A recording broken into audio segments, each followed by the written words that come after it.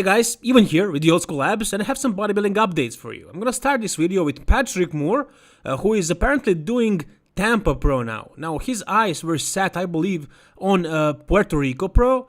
Unfortunately, it was cancelled. So in this post he says Puerto Rico cancelled, the other shows uncertain. Tampa? We weren't sure if he's actually gonna do it, but then he posted this. It says 6 days to Tampa, so he's doing Tampa. This means a couple of things. Firstly, it's a show that's happening sooner than Puerto Rico Pro, so he has less time. He needs to get ready in about a week. Now that's not exactly what his plans were, it's not ideal for him, but he's in a pretty good shape. I'm sure he's gonna be ready on time. Now the next question is this gonna upset the potential result of the show? Everybody expected either Hunter Labrada or Ian Valliere to be winners of this show. But now we have a 10th place finisher at Mr. Olympia in the mix, somebody who is ranked higher than both of these guys. Can Patrick Moore beat both Ian and Hunter? And also another guy, nobody's talking about Samson Dauda. And Samson Dauda is a great bodybuilder. I mentioned him a couple of times in 2019 and he looked really impressive, and it seems like he made a lot of gains, a lot of progress. In some ways he reminds me of young Ronnie Coleman. And I can actually expect and see this guy have a breakthrough, maybe at Tampa Pro or some other show, but he shows a lot of potential and he seems to be working very hard, and I think it's only a matter of time. Now, of course, it's not certain. So many times before we thought this is the future Mr. Olympia and it didn't happen, so we can't really know for sure. But this is just my prediction, and I think this guy is going to be an epic bodybuilder eventually because he has all the tools and he works hard. Can he actually take the win at the Tampa Pro? I think it's a possibility, but I don't really see that happening. In my opinion, this is my prediction. I believe Ian Valliere is going to win the show. Second spot, I'd give to Hunter, and third to Patrick, actually. Even though Patrick placed 10th at Mr. Olympia, none of these guys were there to compete against him. But it's their fault. They didn't qualify. Ian didn't qualify. Hunter was an amateur at the time or just turned pro. So let's talk about Hunter for a little bit. Now, Hunter, he posted these new physique updates, and he seems to be in a really good shape. He says that he gained 25 pounds from nationals, where he turned pro, and that he is in better shape like 2 weeks out, or 3 weeks out even, than what was his shape at the show, at nationals. So 25 pounds of gains on a pro bodybuilder of that size, it's not little, it's a lot. It's a completely different beast that you're gonna see at the Tampa Pro, completely different package from the Nationals. So I'm really excited to see Hunter up there, and he's gonna beat Ian in many poses, such as pec double bicep. That's gonna be a pose for Hunter. Also front double bicep, probably front lat spread too. Overall, Hunter doesn't have weak poses. All of his poses are really good. But Ian has that muscle maturity, that crazy level of muscle maturity, and I'm sure, I believe, I'm not sure, but I think he's gonna destroy him in side chest, side tricep, and most muscular. So I believe because of that muscle maturity, that grainy look that Ian has, he's gonna be able to beat Hunter. But it's interesting that the reason for Ian's maturity of the muscle isn't the age. Actually, Ian is only 1 year older than Hunter.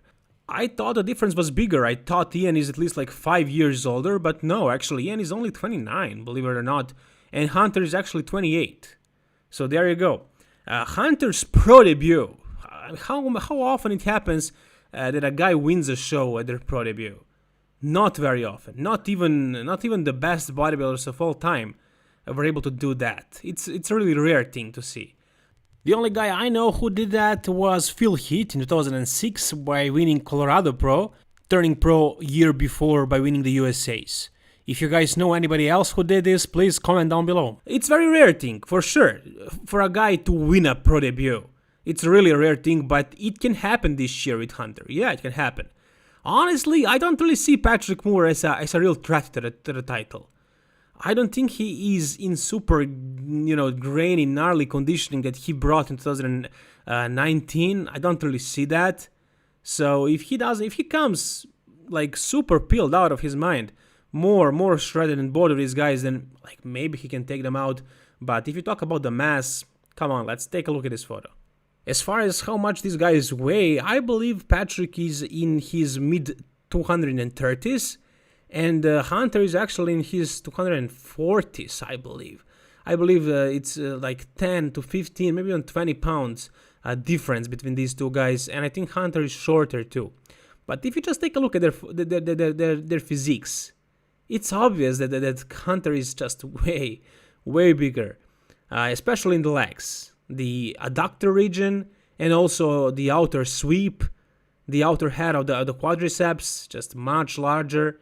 The triceps, the chest is thicker, the lats are thicker. I mean, it's not like a huge difference, but for somebody who just turned pro, it's really surprising that he's bigger than these guys. And Patrick is a top 10 Mr. Olympia competitor. By the way, did you notice the background? Is this taken in the same room?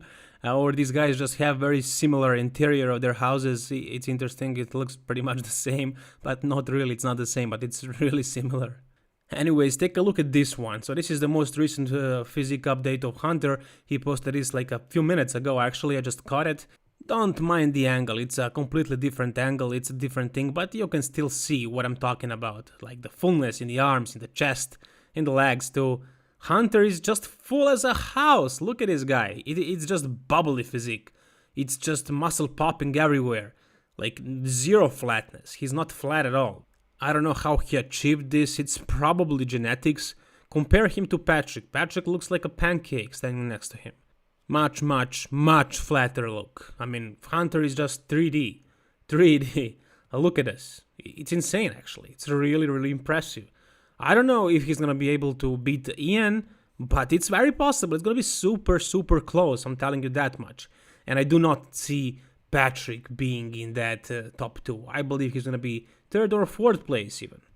Now I'm showing you the photo of these two guys. The reason why I'm posting them together and the other two guys together is not the way I'm ranking them. This is not the second tier. As I said, I have Ian winning, because look at him. He's an absolute beast. Just look at the size of this guy. He is insanely big. I mean, weight-wise, he's similar to Hunter. Yeah, they're pretty much similar weight. But Ian has that freak factor. He really does have that freak factor. In some of the poses, he looks just big as a house. And on the left, you can see the most recent physique update of Samson Dauda, who is also looking really impressive. And based on this, I give him the 3rd spot. I do not give it to Patrick. Honestly, I don't think Patrick is going to be in good shape. I think he's going to be in worse shape than Arnold Classic, maybe. We'll see. It seems like he didn't improve much from last year. He didn't grow a lot. He seems pretty much the same size, and he doesn't seem super conditioned. So we'll see how Patrick does. In my prediction, he's not going to be in the top 3. I believe Ian is going to win the show, or Hunter is going to be close, but I give it to Ian because he's a more established bodybuilder. Hunter is just having his pro debut, so the chances of him winning it are not that high, but it's possible. And it would be amazing to see a guy winning his pro debut. We'll see what happens in a few days, really. Okay, real quick, we have a physique update, a posing video of Regan Grimes, who is 11 weeks out of a show. I'm not exactly sure which show is it. I believe it is Romania Pro again. He did it last year. He did pretty well, and hopefully he's going to do better this time around. He looks amazing. Alright, so we have a physique update, an amazing physique update of Logan Franklin, the former men's physique competitor who is now stirring the pot in classic physique. Everybody is talking about him. People are afraid of him. Chris Bumstead is apparently afraid of him since he made a story about him. Breon Ainsley probably mentioned him as well. Not directly, they don't really say his name, but we know who they're talking about.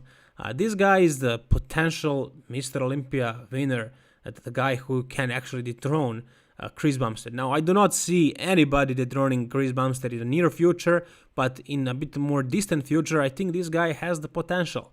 Why? Well, yeah, Breon beat Chris a few times, so did, actually 2 times, so did Danny Hester, but does that really mean anything? Not really. Danny Hester is not going to be able to beat Chris because Chris made crazy improvements from then and also from the time when Breon was reigning champ. And the reason why Breon lost is because he doesn't have a classic physique. His physique is not very classic. However, Logan has an absolutely classic aesthetic physique. Super aesthetic, but more importantly, he knows how to bring the conditioning, and even more importantly, he has complete development. He has everything. Every muscle is where it needs to be. And the only problem that I see with him is his posing. His posing sucked at his last show. Hopefully he improved on that. In my opinion, he should be posing like every day for as long as he can, because it's very important to have a good posing routine in classic physique. You need to be able to present yourself in that classical, artistic, aesthetic light if you want to be a good classic physique competitor. Chris is an absolute artist when it comes to posing. He really knows how to pose. This guy doesn't do that well, but I'm sure he's gonna learn. Everything else is just right there. I mean, it's gonna take him a couple of years to be on the muscularity level of Chris Bumstead, but I mean, look at his photo. Does he look small here? He looks better than Chris, actually, from the back. Now, that's the thing with him. Chris doesn't have good arms, nor back. Those are two weaknesses that Chris has. Logan has a good back and really good arms. So that's why I think he has the potential to beat him. He is more complete. He is not as big. He is not, maybe not as classic, but with time, he can edge him out. We'll see what happens. So we have a physique update of Bonak. He didn't say that this is recent, but he didn't say that it isn't. It's just a gym photo. I don't think he would be posting this if it wasn't recent. If you want to post an old photo, you can post some photo from a professional photo shoot, not just a gym photo taken with a phone camera, obviously. So let's just assume this is recent. And what can we say based on this? He looks as good as ever. I don't think there is much to talk about this. He looks as good as ever. It's all gonna be about how conditioned and how full he comes at the Mr. Olympia stage, and depending on the other guys, mainly his placing is gonna be determined.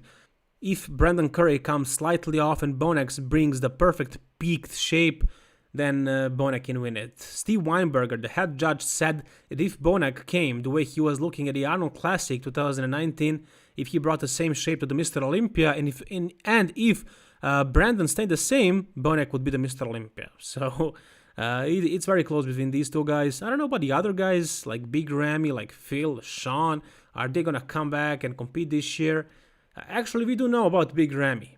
We do know if he's gonna compete or not, and he is, actually. I mean, he's gonna try, he says.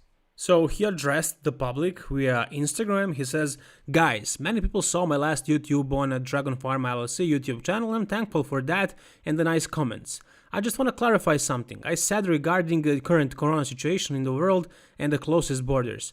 I am beginning my preparation from now to be ready to jump on any show that will be made before Mr. Olympia, to be able to qualify hopefully for this December. This is not in our hand anymore."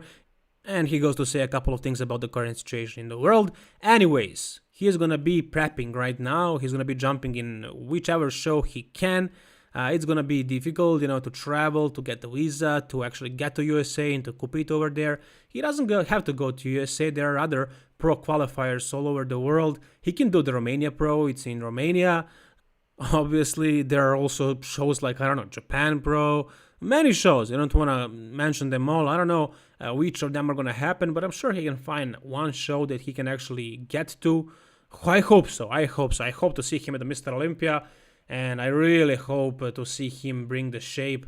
I hope that he stayed with Chad Nichols and that Chad Nichols is figuring out his body, and that someday, somehow, Big Ramy is going to be shredded Ramy, not just Big Ramy, and actually be as big as he usually is, but built. That version of Big Ramy is probably unbeatable. Guy with that much mass in a good condition, that's pretty much unbeatable. I hope to see that. Anyways, guys, whatever you think about the Tampa Pro, who's gonna win it, tell me about that. Whatever you think about Big Ramy or whatever part of this video, just mention down below in the comment section. If you want to see more videos like this, subscribe to this channel, guys. All the best and keep it old school.